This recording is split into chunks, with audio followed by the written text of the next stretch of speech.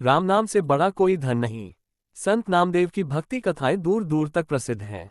वैष्णव मत को मानने वाले संत नामदेव के मन में बचपन से ही उनके परिवार के माध्यम से भगवान विठल की भक्ति की लौ जग गई थी। उनकी एक भक्ति कथा खूब कही जाती है। हाँ, दूर दूर पंढरपुर नामक नगर में एक बड़ा धनी सेठ रहता था। उसने अपने यहाँ तुलादान का आयोजन करवाया। इस उत्सव में वह खुद के वजन का सोना तौलकर लोगों को दान में देता। उसके यहाँ दूर दूर से लोग सोना लेने आए और उसने किसी को भी निराश नहीं किया। अंत में उसने अपने लोगों से पूछा कि नगर में कोई रह तो नहीं गया।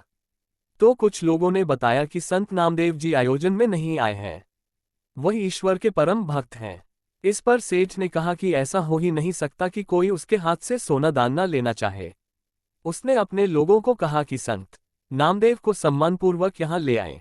सेठ के लोग जब संत नामदेव के पास पहुंचे तो वे सारी बात सुनकर बोले, स्वर्ण दान उनको दो जो इसकी इच्छा करे, हमें कुछ भी नहीं चाहिए।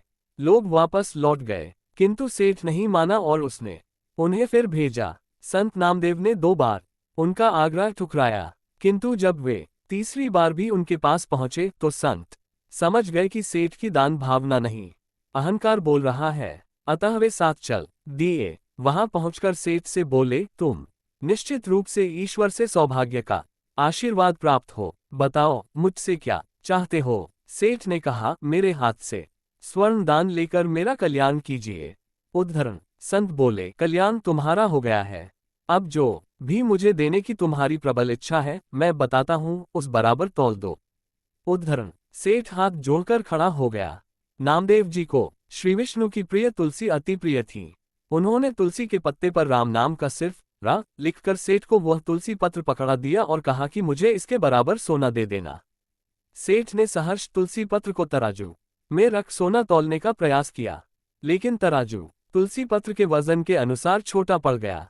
अब सेठ ने 7-8 मन सोना तौलने वाला तराजू मंगवाया, किंतु वह भी निष्फल रहा। अंत में सेठ के पास जमा सारा सोना तराजू के एक पलड़े में आ गया, लेकिन तुलसी पत्र के बराबर न हो सका।